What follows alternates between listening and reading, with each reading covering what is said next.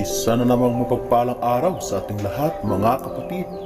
Sa video ito ay ating ibabahagi ang isang pamamaraan kung saan ating bigyan ng leksyon ang taong may ginawa sa iyo ng masama.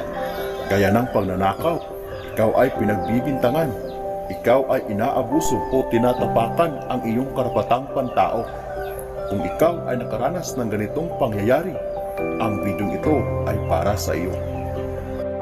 Pero bago ang lahat ng yan, kung bago ka pa lang sa channel na ito at gusto nyo ang mga ganitong usapin, ay inaanyayahan ko kayong pindutin ang subscribe button at ang bell icon nang sa ganon ay lagi kayong ma-update sa tuwing may bago tayong upload.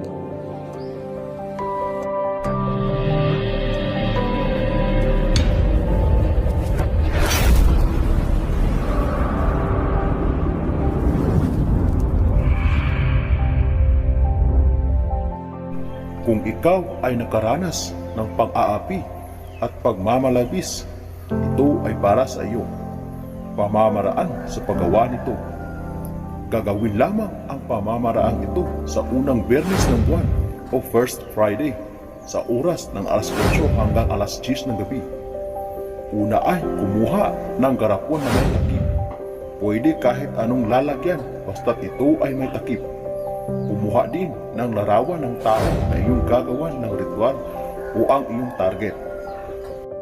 Sulatan ang picture ng kanyang buong pangalan na naka-all capital letters.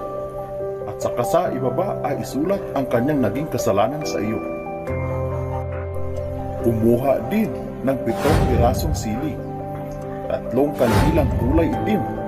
Kung walang itim, pwede ang puti, pero mas maganda o mainam kung ito ay itim. At kumuha rin ng 3 piraso ng pako na may kalawang. Bawal po gamitin ang bago, dapat po ito ay may kalawang na. Ito na po ang gagawin. Una ay buksan ang garapon at ipasok ang 3 kandila. Dapat ito ay sindihan at dapat ito ay maubos sa garapon.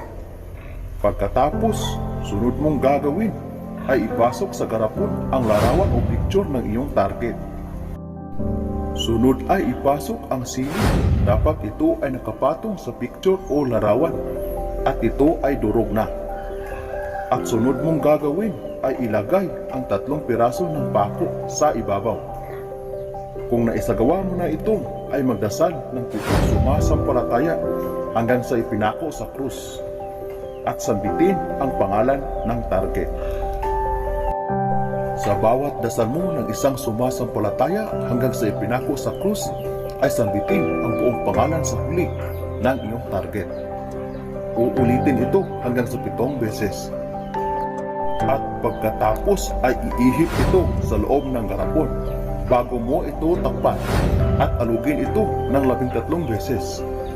Pagkatapos ay ibaon ito sa lupa nang walang nakakakita o nakakaalam sa iyong ginawa.